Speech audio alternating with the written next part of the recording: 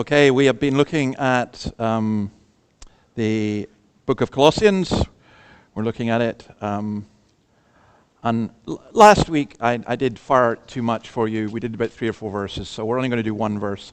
Because, look, let me explain it this way.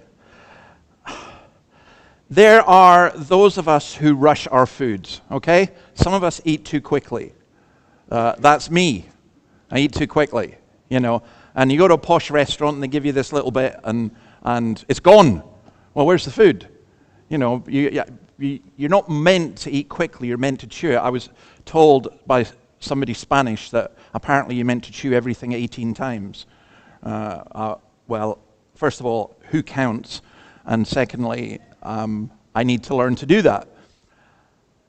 It's a little bit like that with God's Word, that with some things, sometimes we speed read or, you know, we go, let me get on to the interesting bit. But if you take your time and look at the details, then it can be really, really interesting. And particularly what we're going to look at today, because if I don't get this right, it's going to be very confusing for people. Because we're going to look at how we know God's will. How do we know what God wants? And also what it means to be spiritual. So you filled in your census a couple of weeks ago, and they've got the religion question, are you religious or whatever? And for me, I'm tempted to fill in no religion, because in the way that the world understands religion, I don't think I'm religious. Of course, I put in Presbyterian, as all good people should have, and your reward will be in heaven. But what if they put the question, are you spiritual? I meet lots of people who say, well, I'm spiritual, but I'm not religious. Well, what does that mean? What does it mean to be spiritual? It's kind of much more positive, isn't it? You say, I'm a spiritual person. Wow, you're good. I'm a religious person. Whoa, something to be wary of. Teilhard de Chardin says this, we are not human beings having a spiritual experience, we are spiritual beings having a human experience. Now, if we go back to Colossae, this is this small town in the middle of what we now know as Turkey. It was filled with spiritual people. Everyone would say they were spiritual. They believed that the earth, wind, fire, that'd be a good name for a band, Earth, Wind, and Fire. They believed that the earth, wind, fire, and water were spiritual elements. They believed in angels. And within the church, one of the things that was happening was there are people who'd come to believe in Jesus. This is a very young church. And then, just as in Corinth, Paul had to face people who were just more spiritual than other Christians. So, this is what he does. He says, just verse 9, for this reason, since the day we heard about you, we've not stopped praying for you. We continually ask God to fill you with the knowledge of his will through all the wisdom and understanding that the Spirit gives. That is all we're going to look at today. But for those of you who are looking for a really short sermon, don't get your hopes up. We'll see where we go. So, notice certain things here. Every word is really important. Notice that it's continual prayer. We continue to pray. We've not stopped praying for you. Paul had heard about the Colossians. He never came to Colossae. He'd heard about them becoming Christians, and he never stopped praying for them. These are young believers. God has granted them new birth as a result of a man called Epaphras going to them and teaching them the gospel. Now, here's the interesting bit, for me anyway. You come along to this church, maybe you're not a believer. As you hear the gospel, you become a believer.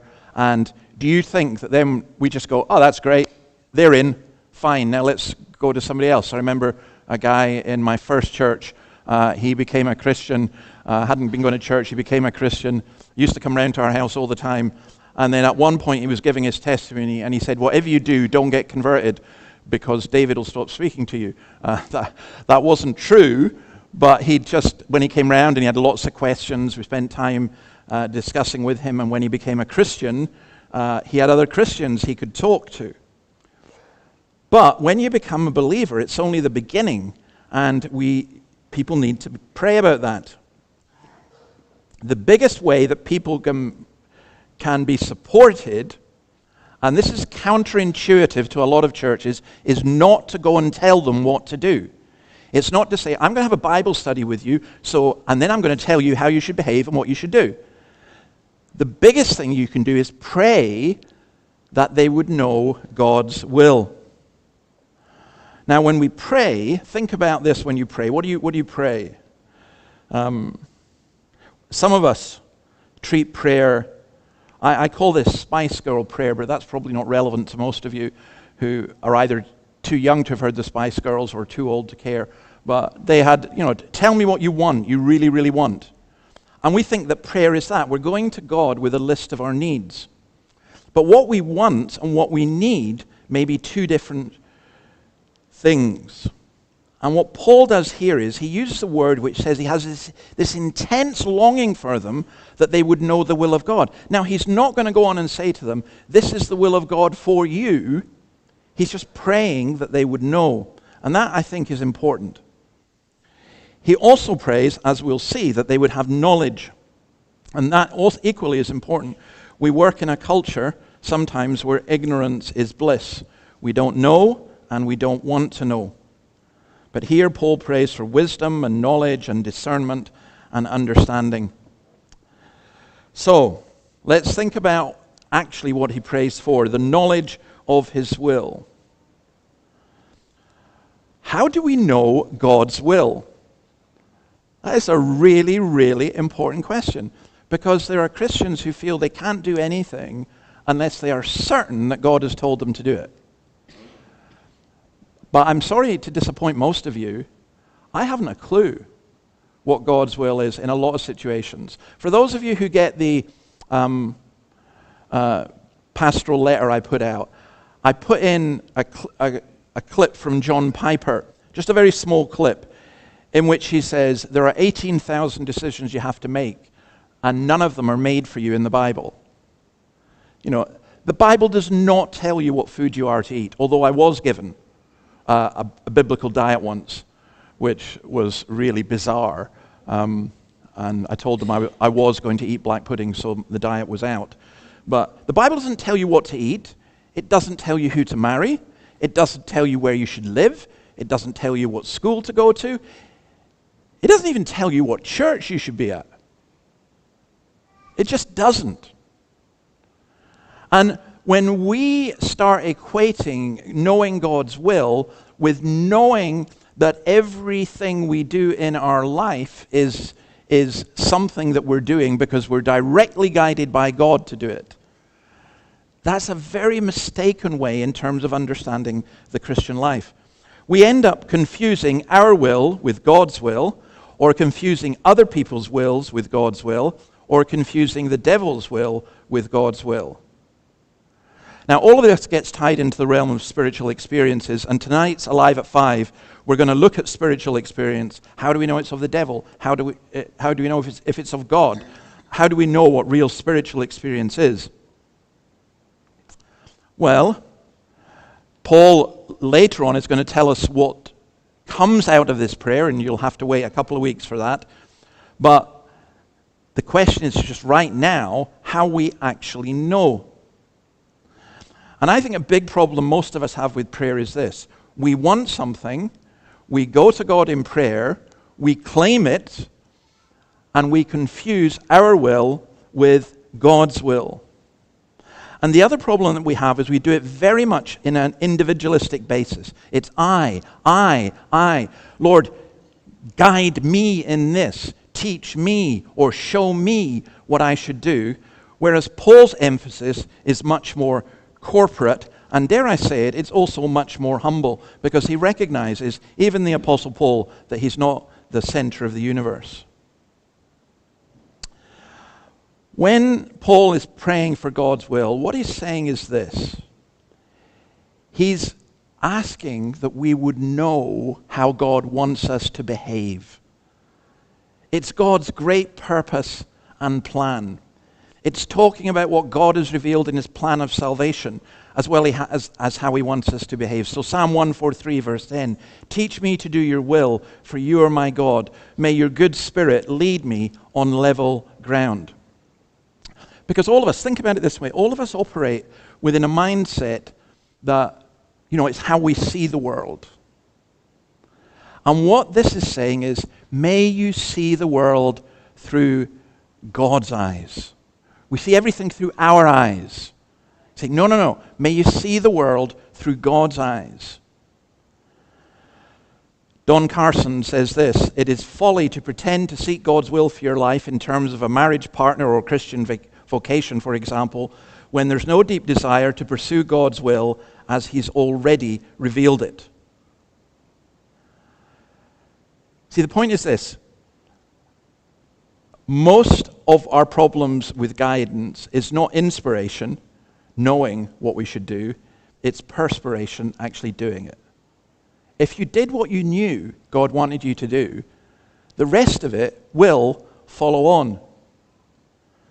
And we see this reflected throughout this whole epistle. Look, chapter 2, verse 2. They may have the full riches of complete understanding. Chapter 3 and verse 10. You put on the new self, which is being renewed in knowledge in the image of its creator. And the whole point about that knowledge and understanding is it's knowledge about God. It's knowing who God is. I think it's not wrong to pray for God to guide us on the big decisions in life and even the small decisions. Lord, what do you want us to do? But I think we need to be aware that the primary thing in terms of God's will is who God is and what he wants for us. So, for example, 1 Thessalonians 4:3, rejoice always, pray continually, give thanks in all circumstances, for this is God's will for you in Christ Jesus. It is God's will that you should be sanctified. So I think the issue here is not that your biggest problem is whether you should move house or get a different job or the decisions that you have to make each day, each week, each month. I think the biggest problem that we have is this, that we need to be more like Christ and think more like Christ.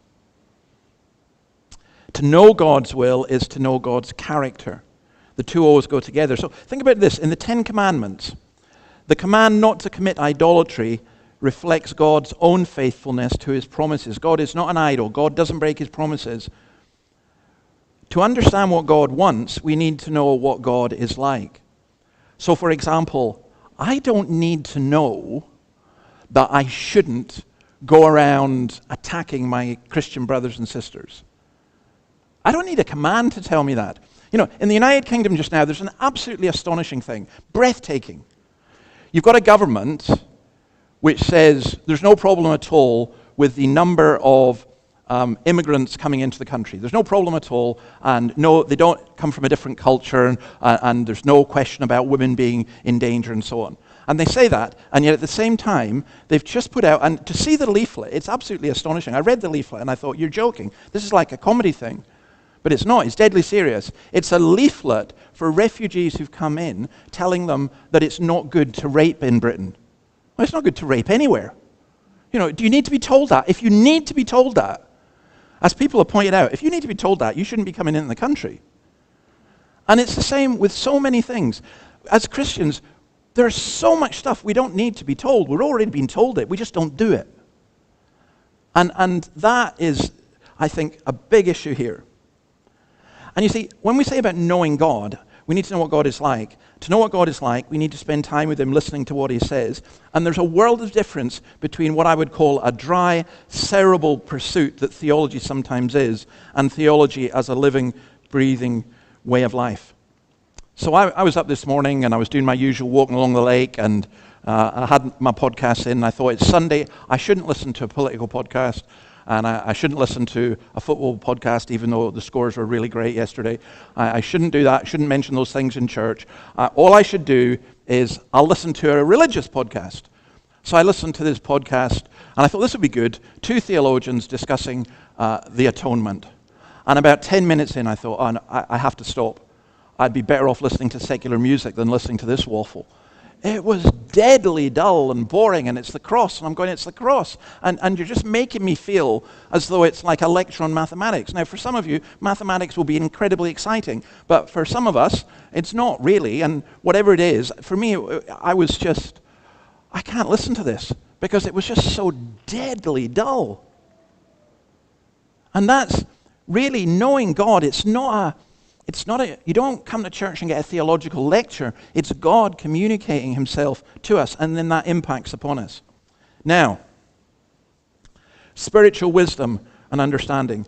Sorry about my graphic. I didn't quite get the lines right, but you can see that's there. You'll see, I'll explain it in a minute. What's he praying? He's praying, look, that you know God filling you with the knowledge of his will through what? Through all the wisdom and understanding that the Spirit gives. Now, some translations, it says spiritual wisdom. But here's the question, the problem with using spiritual in that sense. This really does mean wisdom from the Spirit, the Holy Spirit. To have spirituality without the Holy Spirit is ending up with a false spirituality. So, what is this spiritual wisdom and this spiritual understanding, this from the Holy Spirit? It's a practical ability to think soundly with the result that we think wisely. So David asked this for Solomon, 1 Chronicles 22:12. May the Lord give you discretion and understanding when he puts you in command over Israel, so that you may keep the law of the Lord your God. And Solomon remembered this and prayed to God, 2 Chronicles 1:10, give me wisdom and knowledge that I may lead this people, for who is able to govern this great people of yours? When you're in leadership within a church, sure, you can do 1,001 courses, and I'm not saying they're bad, but you need wisdom to lead. It's really hard. So, these two things. What's the difference? Is there a difference between wisdom and understanding? I think so. And I think understanding is when you go, yeah, oh, got it. Just you had that light bulb moment, you've got it. But wisdom is when you know how to apply it, when you know what to do with it. So I think the key word here is wisdom. I think this is the key word for the whole of the letter. I think you will find that as we go on, Christ is continually referred to as the one who is wisdom. And I think we forget about wisdom. Now, if you look at that thing I tried to put there, we have data, right? Now, we all know what data is now because we have these stupid things which are run by data and filled with data. I was at a meeting once and I was told that data was the new gold. And, you know, it is actually quite important. When something is free on the computer, on the internet, it's not the product, you are. They're just taking your data. Mining data all the time. You've got these massive data banks with loads of information that's gathered from people like you and me. And I know it sounds a bit like Orwellian almost, or crazy, but it's absolutely true. And I've told you this before, that we were listening to John Lennox talking about this, and we got an instant proof of it because we had been talking in our flat about becoming real Aussies and getting beach chairs. Not the whole cabana thing and barbecue on the beach and all that, but just beach chairs. We thought we'd go at least that far. And we just talked about it.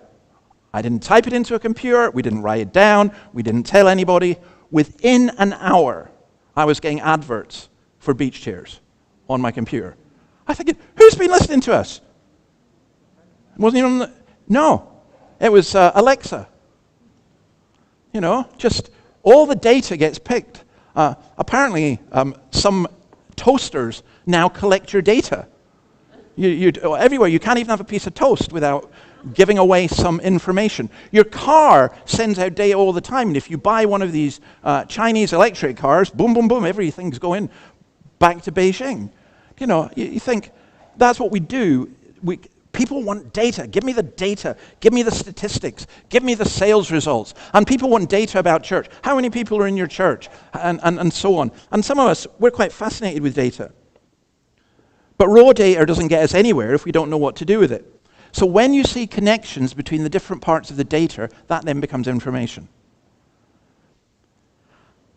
Information alone, though, is not helpful. It describes the nature of reality out there, but it's not helpful. We need to know its significance. So when we pull together that information, then we get knowledge. So we've got data plus information. We now get to knowledge. I would argue that the internet will certainly give you data. I will also argue that it will give you a certain amount of knowledge. Not much. I'm amazed at how many times AI has been wrong and I've had to correct it and it's apologized and said sorry. And I'm thinking, you're not saying sorry because you're a computer. You have no understanding of what sorry means. You should go and repent. And it's got so much information about me now that when I say go and repent, it does. It tells me, yes, you're right, I'll repent. It's like, why am I talking to a computer? But that's knowledge. But what it cannot have and will never have is wisdom. The internet will never have wisdom. Because wisdom is about knowing what action or behavior is good, what is beneficial, what is healthy. There is an interesting thought experiment. I can't remember who did it. I'll find out who did it. It was a brilliant essay he wrote. And it was basically AI was instructed to make as many paper clips in the world as they possibly could. And in making paper clips, AI ends up destroying the world because it creates wars and it fulfills the instruction that was given to it.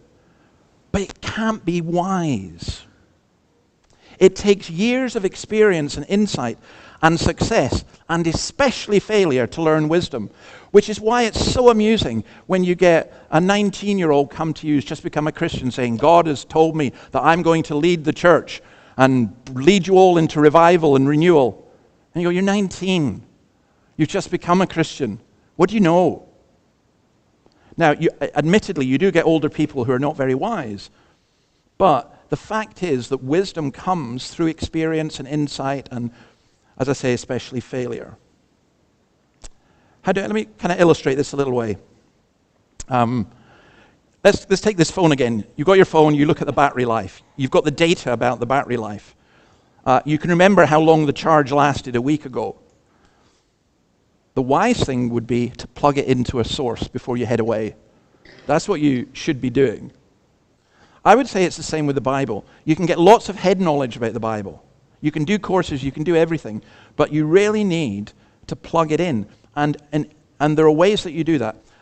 One way is simply you spend time with wise people. There's no one wiser than God. That's why Paul asks for the Spirit.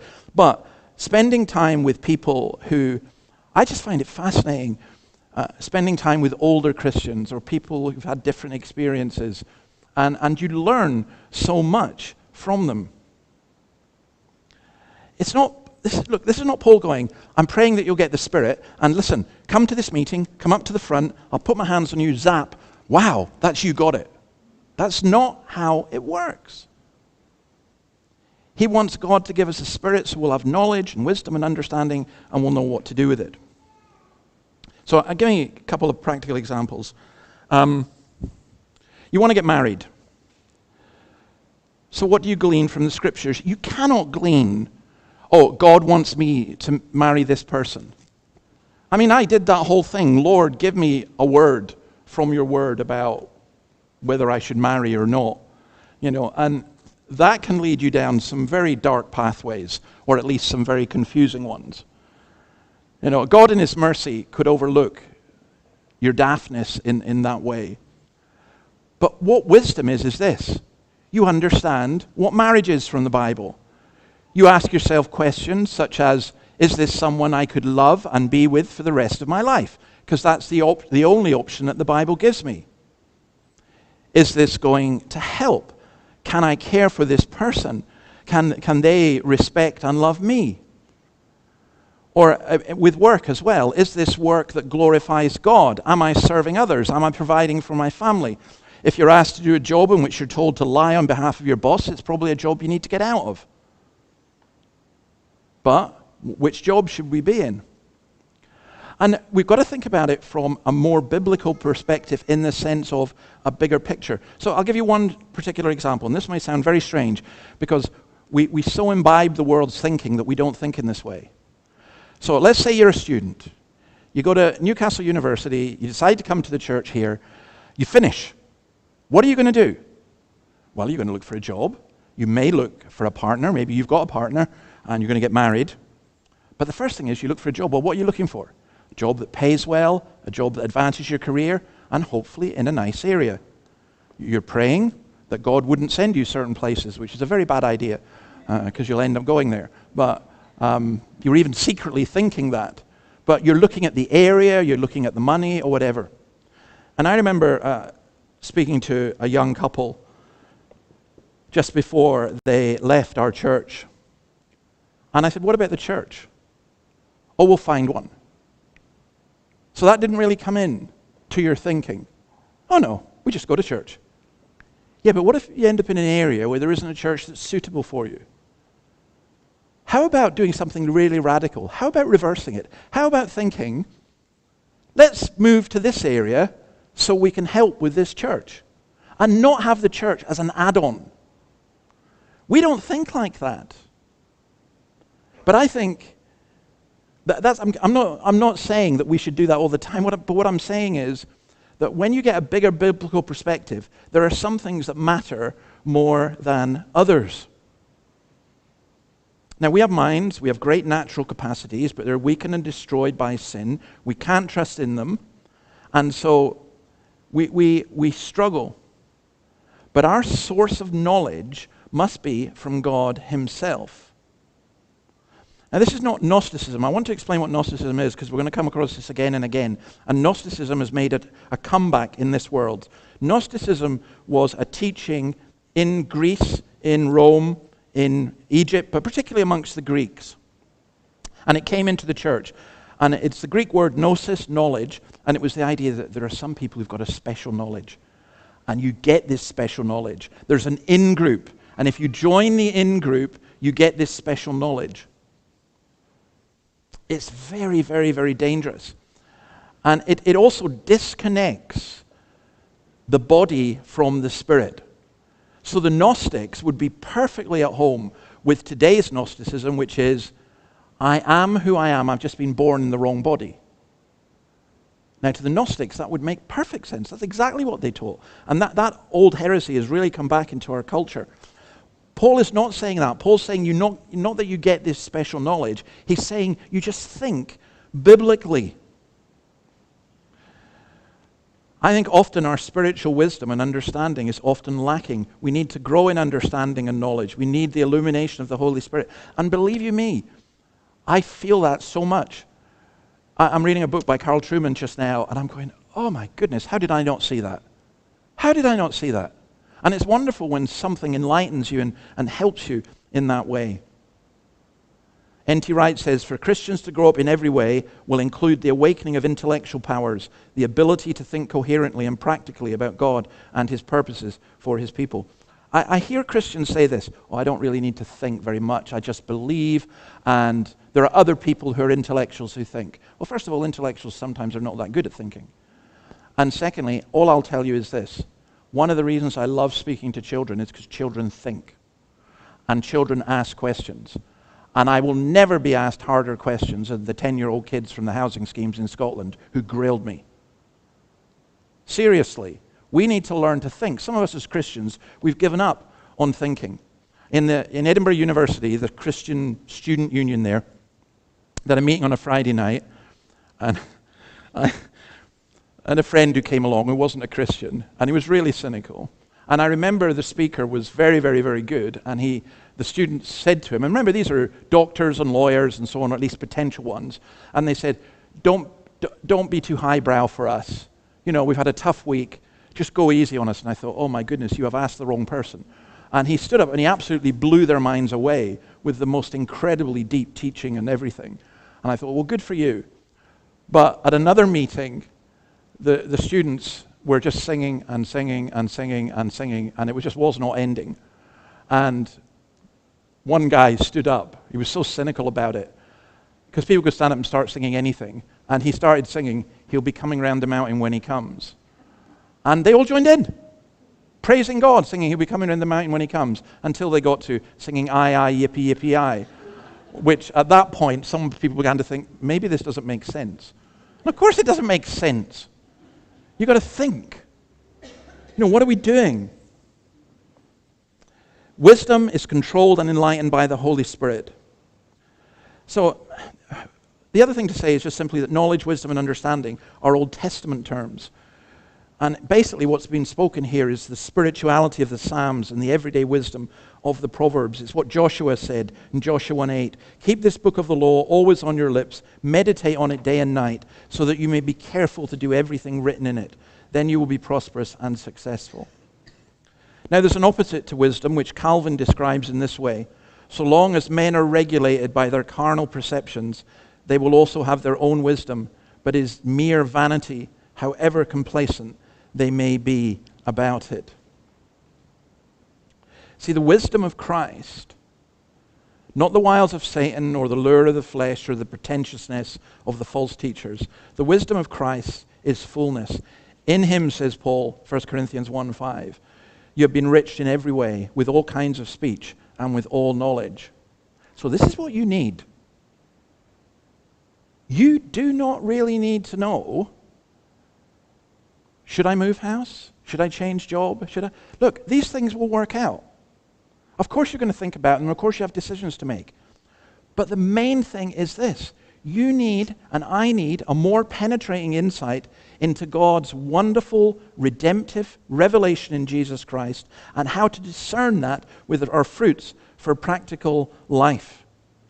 I remember it being an enormously liberating thing for me when I was told by a preacher in personal conversation. He said, David, have you ever thought that God allows us to make mistakes? And it doesn't matter. Do you know how liberating that is? When you've spent all your life being taught, you better get this right, or you won't get God's plan for your life. Have you ever thought that God is so wonderful that he can take our mistakes as well? And that the real issue is not whether we do A, B, or C, but whom we love and whom we follow. And that results from fellowship with God and leads to a deeper fellowship. And that's precisely what Paul is asking. I am praying that you would have this spiritual wisdom and understanding from the Spirit. Isaiah 11 verse 2, the Spirit of the Lord will rest on him, the Spirit of wisdom and understanding, the Spirit of counsel and of might, the Spirit of the knowledge and of the fear of the Lord, and he will delight in the fear of the Lord. So I don't like making decisions about things, and I'm making a decision about, do we buy this, or do we do this, or do we go here, or where do we go on holiday? And I can spend so long trying to make the decision that the time is gone when the decision has to be made. Do you know this? Just go ahead and make the decision and ask the Lord to bless it. And what matters is that you know God and that you know Christ and you want to live for him. So I'll bring this back, close this down if you like, with this aspect of, I think, how Trinitarian all this is. Who's Paul praying to? For this reason, it's the day we heard you about it. We've not stopped praying for you. We continually ask God. Now that's God the Father. So what's he asking? The Father who gives grace, as he says in the previous verse. God, as he says in verse 3, who is the Father of our Lord Jesus Christ. And he's asking the Father to do what? To send the Spirit. And the Spirit to bring us wisdom. And who is wisdom? Proverbs 8. Blessed are those who find wisdom, those who gain understanding. For she is more profitable than silver and yields better returns than gold. She is more precious than rubies. Nothing you can desire can compare with her. Long life is in her right hand. In her left hand are riches and honor. I don't mean to be facetious, but I've never heard a feminist complain about wisdom being female. But that's what it is here. As he said, it's described in that way. But it's also Christ. Her ways are pleasant ways, and all her paths are peace. She is a tree of life to those who take hold of her. Those who hold her fast will be blessed. By wisdom the Lord laid the earth's foundation. By understanding he set the heavens in place. By his knowledge the watery depths were divided, and the clouds let drop the dew. My son, do not let wisdom and understanding out of your sight. Preserve sound judgment and discretion, for they will be life for you, an ornament to grace your neck. And that's Proverbs 3. You go on to Proverbs 8, I won't read it, but it's all Christ. And in Colossians, Christ is the wisdom of God. So if you want wisdom, get Christ. And I will tell you this, that is absolutely what is wrong with our education system and our universities and everything. You can't have wisdom without Christ. They should be teaching Christ.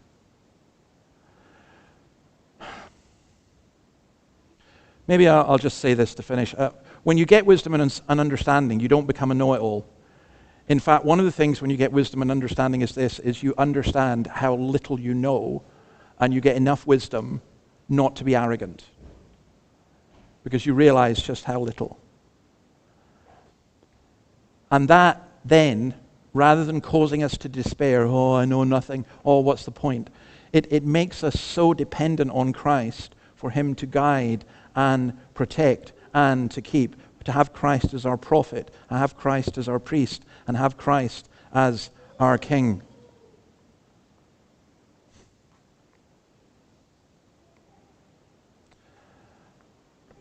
I remember a man saying once, I don't know much, but I have Christ. And he was so peaceful and so assured. He was dying. And I thought, I want to die like that. That's a knowledge that I want to have. And that's why Paul says, towards the end of his life, I want to know Christ. I want to get Christ. I want more of Christ. I'm not saying you should do this, but we had this lovely godly lady in my last congregation, and every now and then she would ask to have a word with me. And that's always dangerous territory. But she was really a really precious person. But when she said that, I'd always go, oh no, what's she going to say? And I kind of knew what she was going to say. And she would have a word with me, and she'd say, David, there wasn't enough of Christ in that. And do you know this? Nearly always, she was absolutely right. And I thought, yeah, you're right, you're right. My job here is not to tell you what to do, how to live. My job is not to make decisions for you. Don't ask me for counseling about, look, asking me for counseling about most things is asking me for counseling about how to fix your car or put a light bulb in. I'm utterly useless with all that. My job is just simply to teach Christ to you so that you get wisdom and you get understanding and you work it out for yourself in consultation with other Christians. And you know what? Sometimes Christians will come to different conclusions about different ways of doing things. We're not all robots. But it's just this wisdom. That's what Paul prays for. And I'm going to ask you to pray that God would not just grant you wisdom, but would grant all of us here wisdom. That we would know how to treat one another. We would know how to reach out to people. That we would understand what's going on in our world. And if you're not a Christian, I do want to say this to you. I was thinking when we sang, there's a fountain filled with blood. I imagine someone coming in who's never been in a church before going, what am I doing? What are they doing? What's all this about blood? And plunge beneath that flood, lose all their guilty stains. What are they talking about? I agree. Sometimes you've got to learn the lingo to get there. It's actually a wonderful, wonderful song telling us about how we can be forgiven and cleansed from all the wrong things that have been done or we have done in our lives. And I'm just saying to you, as a non-Christian or as someone who's seeking, you need to find this wisdom. This is more precious than absolutely anything. You won't find it anywhere except in Christ. So you need Christ. So please seek him. Let's pray. Lord, thanks for the wisdom of your word. Thanks for the understanding. We pray that you would help us as we reflect on these things. Lord, Paul prayed continually that the Colossians would get wisdom and understanding from the Spirit. May we pray for one another that we would get real spiritual wisdom and understanding. And may it be that we would not quench your Spirit, but we would be filled with your Spirit. We ask this in your name. Amen.